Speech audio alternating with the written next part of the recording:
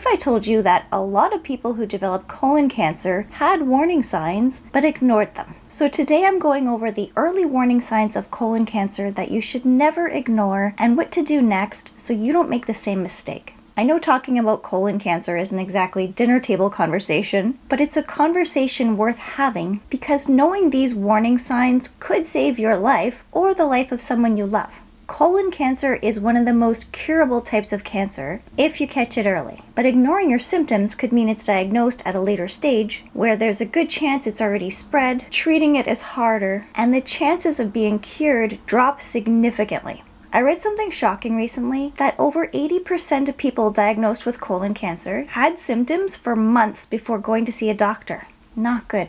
A lot of people are afraid of the outcome or they're afraid of getting a dreaded colonoscopy. But trust me, testing for colon cancer is getting easier and easier, and it's not as scary as you may think. There are now several different ways to screen for it that are less painful or invasive as a colonoscopy, and I'll get into this later on too. But with more and more people getting diagnosed with colon cancer all the time, and a lot of them being under the age of 50, we need to be talking about this more and spreading the word about these symptoms. So let's get into it. Sign number 1, changes to your bathroom habits. Our bodies are pretty good at telling us when something's wrong, but our gut is one of the best warning systems we have. Are you going to the bathroom more often, less often, and do you never really feel done when you do? A lot of people just assume it's stress, their diet, or even aging, but when changes to your bathroom habits last more than 2 to 3 weeks, it could be something serious. And as you can probably imagine, this is the most misdiagnosed sign of colon cancer. I mean, it could be caused by a number of different things like irritable bowel syndrome, diverticular disease, or even a lactose intolerance you developed suddenly.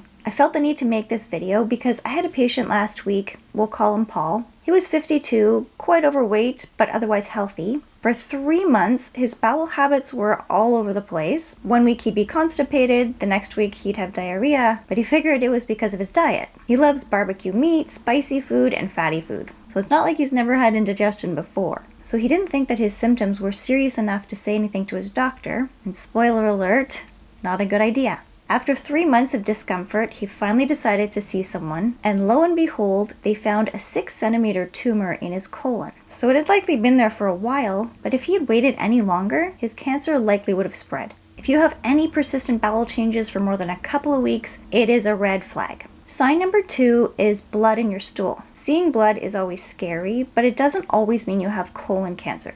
It could be from hemorrhoids or polyps, but it's still important to get it checked out. Polyps are small, non-cancerous growths that develop in the lining of your colon. Not all of them turn into cancer, but some do have the potential to over time. And this can take years, but once a polyp turns into cancer, it can start spreading quickly. Another sign of blood in your stool is if your stool is dark and tarry. It could mean that the bleeding is happening somewhere higher up in your digestive tract. And by the time it exits your body, the blood has dried and become dark. And this is usually because a tumor or a polyp causes little tears or ulcers or lesions that bleed and mix in with your stool. So if you see any persistent blood or dark stool, don't panic, but don't ignore it either. Again, a good rule of thumb is to see your doctor after it's been happening for a couple of weeks. Now, imagine stepping on a scale and seeing that you've lost 10 pounds without any effort. Might seem like a dream come true, until you realize it's happening for no obvious reason. This is a big red flag.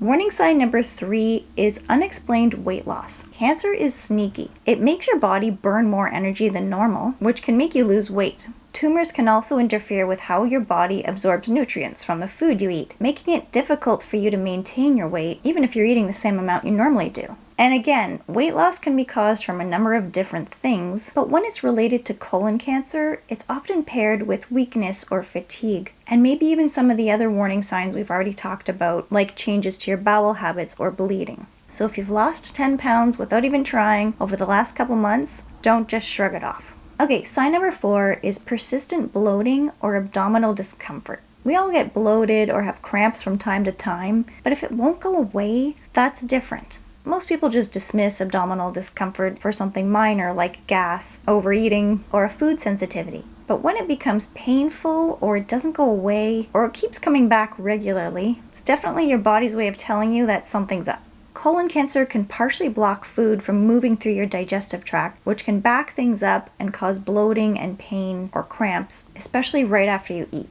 Polyps can also cause these symptoms. When they get big enough, they can create blockages as well. Some patients say it's like feeling full even if you haven't eaten much, and it's as if their belly always feels kind of tight or distended. So if you've had any sort of indigestion that keeps coming back and it's been recurring for more than a few weeks, your doctor can just test to see if it's an obstruction, a tumor, or another underlying issue that needs attention before it gets more serious.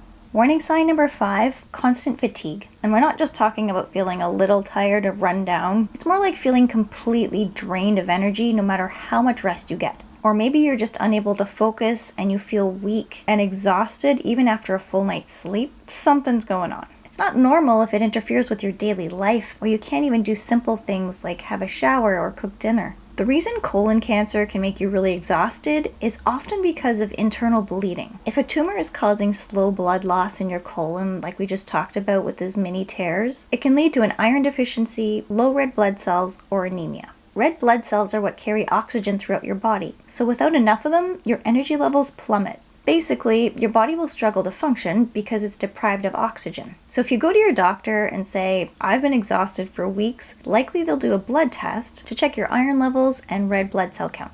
As you can see, there are other tests you can have done before going straight for a colonoscopy. I know a lot of people are so afraid of having one, they'll just put it off as long as possible, even though they're over the age of 45 or 50 and they really should be having one. But one good thing about having a colonoscopy is that if they find any polyps while they're doing it, they'll remove them right then and there before they turn into cancer. And new advancements in screening have made it much easier to test for colon cancer without a colonoscopy. One option is to do a stool DNA test like Cologuard. This detects abnormal DNA and traces of blood in your stool that can detect cancerous or precancerous polyps. A simple test you do at home that just requires a stool sample, easy peasy, and can save your life. Another simple option is the FIT test. It also checks for hidden blood in your stool, and a lot of doctors are now doing them annually for their patients as a preventative measure. Now, these tests aren't a full replacement for a colonoscopy, but they are great for early detection and can help catch potential issues before they become more serious. Also, we have way more control over our colon cancer risk than we once thought. It's now considered one of the most preventable types of cancer just by making healthy diet and lifestyle changes. So here are 5 things you can do to lower your colon cancer risk. Number 1, eat more fiber. Try to aim for 25 to 30 grams of fiber a day, but basically just try to eat more veggies, fruits, and whole grains, and your gut will thank you.